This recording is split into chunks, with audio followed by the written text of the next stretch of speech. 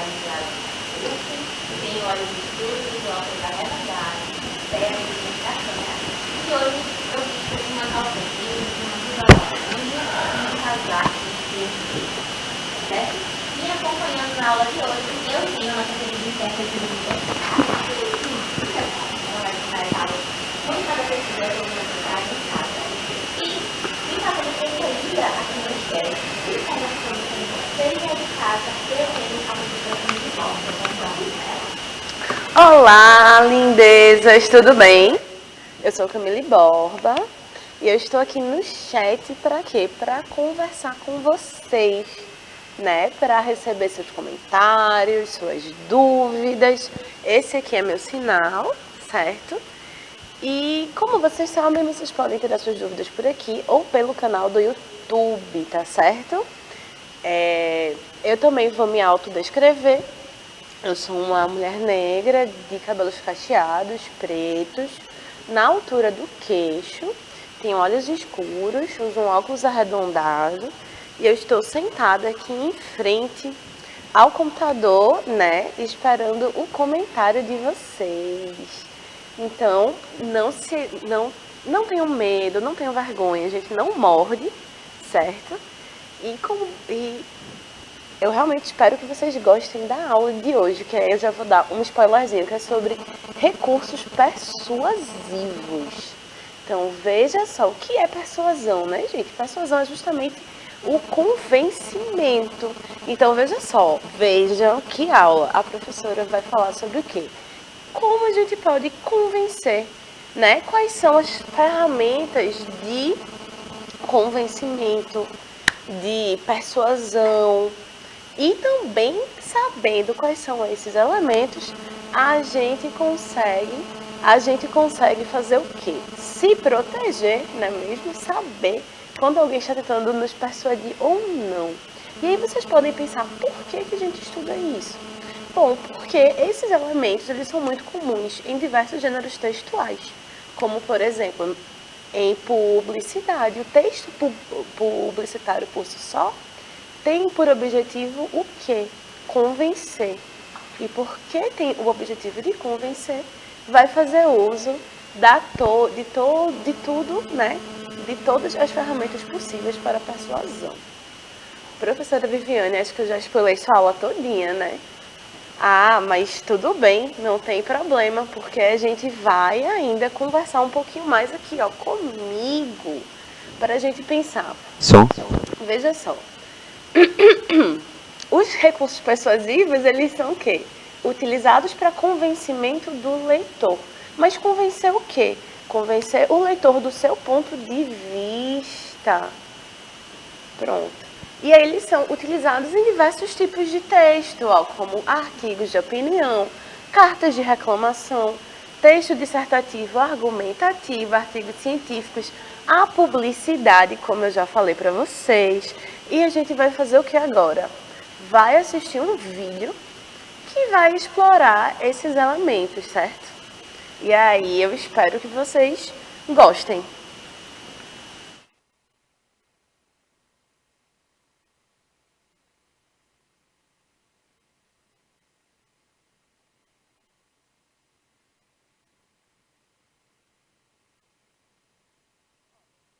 A opinião de alguém sobre essa coisa.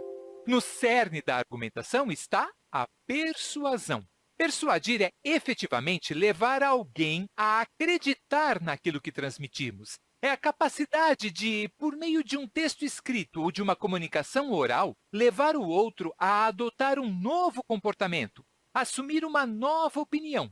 Então, em nossa aula, vamos tratar dos recursos persuasivos que nos ajudarão a construir textos mais convincentes. Veja este trecho do artigo de opinião escrito pelo jurista Miguel Reale Júnior e publicado no jornal O Estado de São Paulo em novembro de 2020. Esse é apenas um parágrafo de um texto que explica a importância da vacinação num momento social em que a obrigatoriedade da vacina tem sido amplamente questionada. Miguel Reale Júnior argumenta em seu texto que a vacina é uma arma eficaz de imunização. E, em alguns casos, é a única maneira de evitar a disseminação de uma doença. No caso, ele trata especificamente das vacinas contra a Covid-19. Por isso, ele se vale de diversos argumentos. Primeiro, ele cita a revolta da vacina, que ocorreu em 1900 no Rio de Janeiro e que levou muitos brasileiros daquela época a questionarem a obrigatoriedade de se vacinar contra a varíola. Informações desencontradas levam as pessoas a desdenharem dos benefícios da imunização em massa. Aí surgem as fake news, cada um diz o que pensa. Só que muitas vezes as pessoas dizem o que pensam baseadas apenas em uma crença, no que acham ou imaginam, e não no que sabem ou conhecem efetivamente. Primeiro ponto a destacar, então. Para argumentar, é preciso ter informação e saber usá-la. Mas Reale Júnior se vale de outros recursos para persuadir o leitor sobre a importância e a necessidade de tomar vacina. Ele cita, por exemplo, leis e decretos que impõem a obrigatoriedade da vacina no Brasil. Em seu texto, ele também menciona uma lei que versa sobre a prevenção da contaminação e dá direito aos agentes de saúde e ao Estado de decidirem como e quando deve ser realizada a vacinação da população. Para arrematar, ele cita o artigo 3º da Constituição Brasileira, que consagra o valor da solidariedade. Ora, o que ele pretende com isso? Mostrar ao leitor que tomar vacina não é só se proteger, é proteger o outro também. É um ato solidário. Nós vimos aqui só um trechinho do texto, mas eu mostrei e apresentei a você todos os elementos persuasivos usados pelo jurista para defender sua opinião. É isso que dá força, é isso que torna o texto potente, confiável. Um discurso persuasivo precisa transmitir "Olá, como vai?". O tema de nossa aula hoje são os recursos persuasivos em textos de argumentação. Argumentação você sabe o que é. Um discurso organizado em que se desenvolve um raciocínio, uma ideia, um ponto de vista a respeito de alguma coisa com o objetivo de influenciar. Agora que a gente já viu um exemplo, né, de como a gente utiliza o recurso persuasivo dentro do texto, a gente vai conhecer agora as características do que a gente pode usar na hora de fazer a argumentação, né? A professora Camille, no início da aula, falou bastante sobre o que era a persuasão, né? Do que é o ato de persuadir, que é uma tentativa de gerar convencimento das ideias apresentadas por um texto, para que outras pessoas, na hora que forem lerem o texto, né, elas consigam se convencer daquilo que o autor está fazendo e dizendo, né? Então, a gente vai, tópico a tópico, pensar esses elementos, como é que eles atuam dentro do texto e como é que a gente pode exercer a nossa persuasão dentro do texto. Simbora. Ó, o primeiro ponto seria o argumento de autoridade. E o que seria? Bora ler, bora entender? O argumento de autoridade é aquele utilizado quando citamos algum especialista da área ou assunto utilizado no texto. Imagine que você precisa escrever um artigo de opinião sobre saúde pública, por exemplo. Você pode utilizar uma fala de algum médico especialista que ajuda a expor as ideias do argumento. Então, o argumento de autoridade vai ser aquele importante quando a gente não é especialista em uma área, mas eu preciso escrever um texto sobre uma área que não é a minha especialidade. Então, para fazer isso de forma que o texto não fique vazio, que ele não fique descompromissado com o tema, eu vou recorrer a uma pessoa que tenha esse argumento de autoridade. Então, dependendo do tema especificamente, o cientista, o pesquisador sobre o tema é quem vai ter a propriedade para falar sobre determinado assunto. Então, se eu preciso fazer um trabalho sobre artes, por exemplo, eu posso procurar um artista plástico, eu posso procurar um curador de um museu, eu posso procurar um colecionador de arte, alguém que vai ter um ponto de vista enraizado neste tema. A mesma coisa acontece se eu preciso falar sobre esportes. Eu vou procurar ou um professor de educação física, ou um técnico de um esporte, né? Alguma pessoa que tenha envolvimento com o tema especificamente. E é claro que há variações disso, né? Por exemplo, eu tenho um trabalho de escola e eu preciso falar sobre esportes. Eu, Camille e Karen temos o mesmo trabalho. Mas aí, de repente, eu falo sobre vôlei, Camille fala sobre futebol, Karen fala sobre basquete. Então, cada uma desses trabalhos, eles terão abordagens diferentes, porque os temas, eles são afins, mas eles também são diferentes. Então, de repente, eu posso entrevistar um jogador de vôlei, Karen, um jogador de basquete, Camille, um jogador de futebol. E aí a gente tem 3 pontos diferentes, mas argumentos de autoridade, argumentos de pessoas que estão envolvidas com aquele tema diretamente, tá certo? O argumento de autoridade, ele é aconselhável porque ele raramente vai ser questionado. Não significa que é impossível.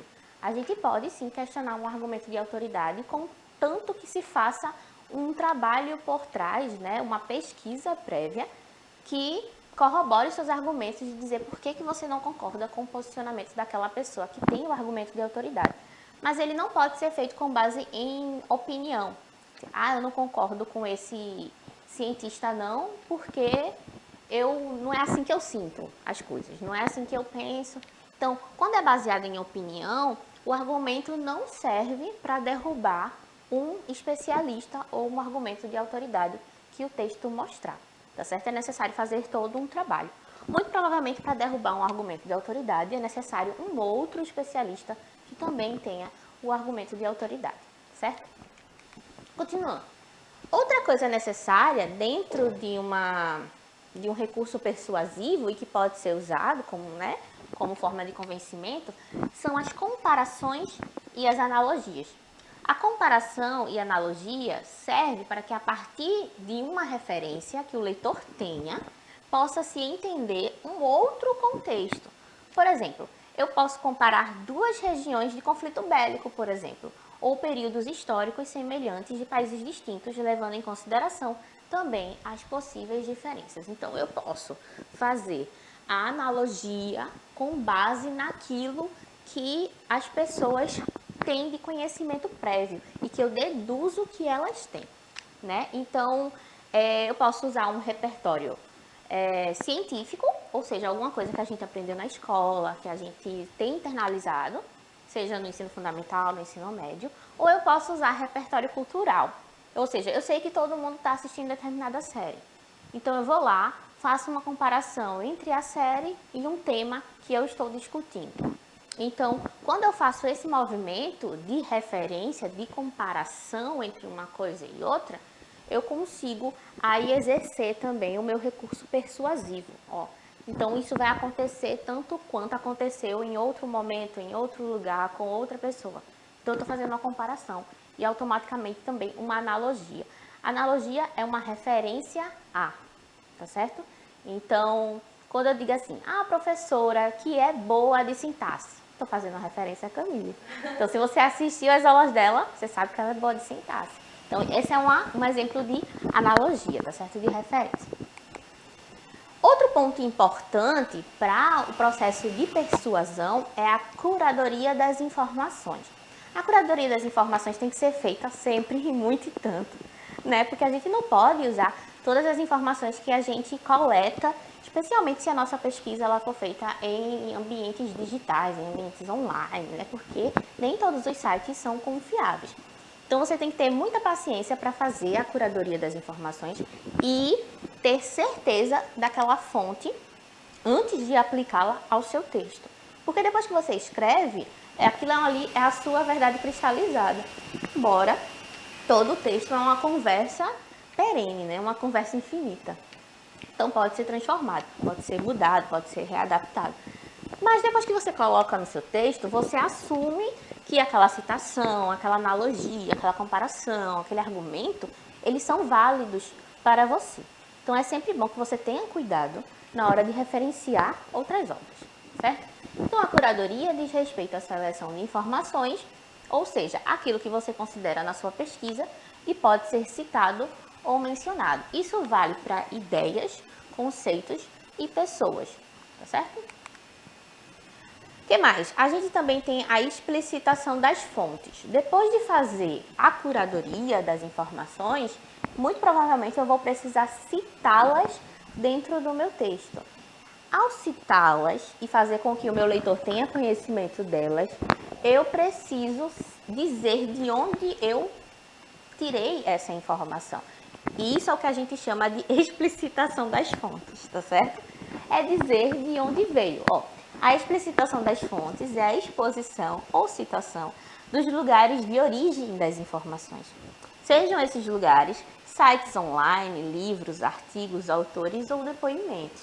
Nem sempre o texto vai me dizer no meio que é um artigo, de onde eu tirei, que é um depoimento. Às vezes ele vem sinalizado apenas pelas aspas, às vezes é uma citação que vem recuada do texto original. E às vezes essas explicitação das fontes, ela vem só no final do texto, né? As famosas referências bibliográficas. Então, para persuadir, eu preciso mostrar o meu arcabouço teórico. Eu preciso dizer, olha, antes de eu escrever esse texto e eu chegar às conclusões em que eu cheguei, eu tive que fazer uma pesquisa aqui grandona e de tudo que eu li, de todo mundo que eu tive contato, de todas as entrevistas que eu assisti, de todas as fontes que eu pesquisei, documentos, eu consegui reunir isso tudo. Isso aqui foi o mais importante e essas são as minhas conclusões a partir de toda essa discussão, tá certo? O meu leitor se convence ou não do meu ponto de vista ao final da leitura. Então, no final da leitura, o leitor é quem vai dizer se a argumentação foi o suficiente para fazer com que ele fosse persuadido ou não, certo? O que mais? A gente também tem uma relação de causa e de consequência. Isso é engraçado, né? Porque a gente tem o fato de que uma coisa influencia a outra. Então, a relação de causa e consequência, ela mostra o efeito de alguma ação, que alguma ação também pode ajudar no convencimento do público. Ou seja, fazer isso pode acarretar naquilo.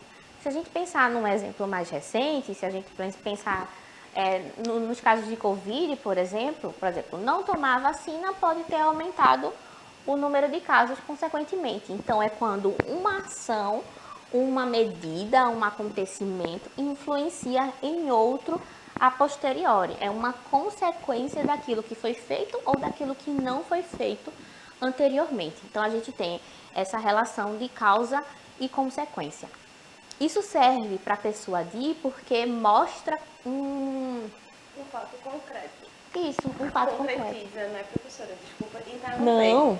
Mas o que eu ia dizer, inclusive, era o seguinte, que, por exemplo, nesse exemplo concreto que você deu de a falta de... o atraso na vacinação acarretou novos casos, pode servir como argumento para que se convença, né, as pessoas a atualizarem as doses de vacina. Então, é um exemplo concreto de como usar essa relação de causa e consequência na construção do argumento. Sim, demais.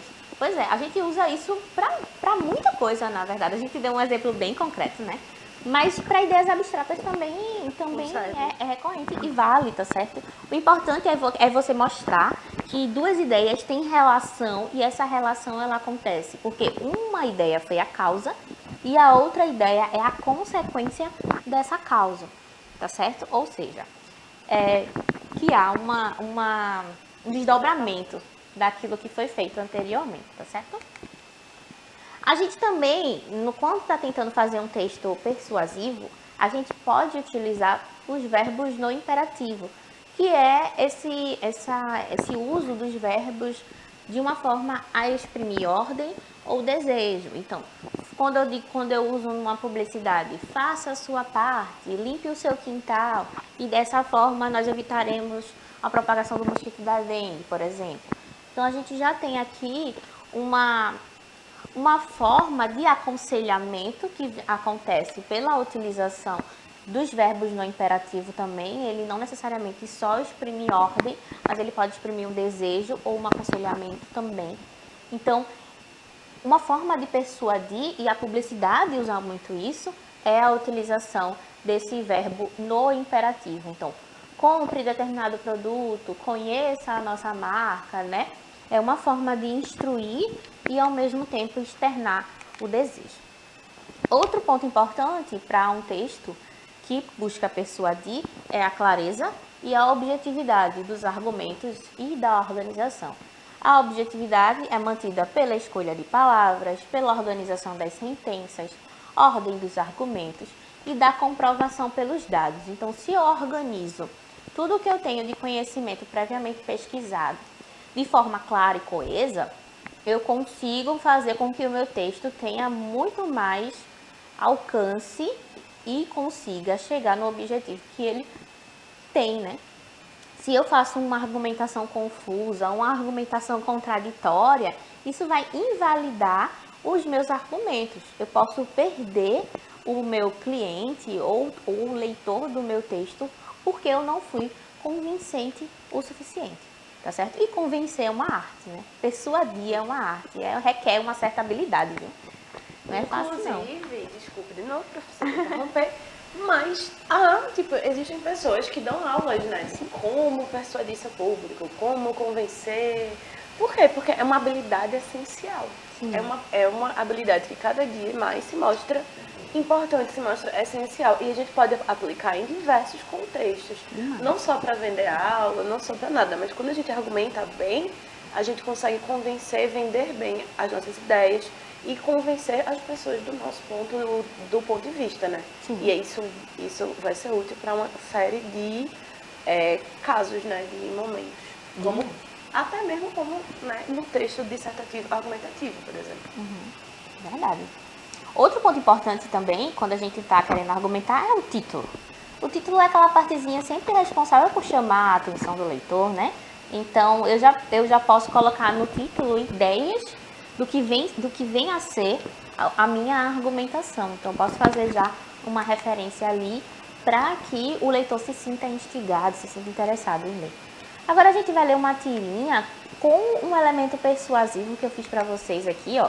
A gente tem uma situação, como vocês podem ver, Branca de Neve está no nosso telão. Ela é muito fofa, muito simpática, chamei aqui para a aula. E aí chega uma bruxinha lá na Branca de Neve, na porta da Branca de Neve, bate a sua porta e oferece uma maçã no primeiro quadrinho. Branca de Neve rejeita a maçã. Ela não aceita. No segundo momento, no segundo quadrinho, a gente tem uma serpente. A serpente foi lá e falou a mesma coisa que a bruxa. Você aceita a maçã? Branca de Neve também rejeitou a maçã da serpente. Perceba que nos dois momentos, o argumento das duas não foi lá muito convincente, né? Tanto é que Branca de Neve não aceitou nenhuma das duas coisas. Mas chegou uma terceira pessoa, dotada de poder de persuasão, e disse assim para Branca de Neve: aceita essa maçã e com mais R$10 você ganha um celular. E adivinha o que Branca de Neve fez? Aceitou a maçã. Então, o processo de persuasão, ele é, na verdade, a prática do convencimento. Ele precisa de uma argumentação, mas ele também precisa da oferta, em alguns momentos, né?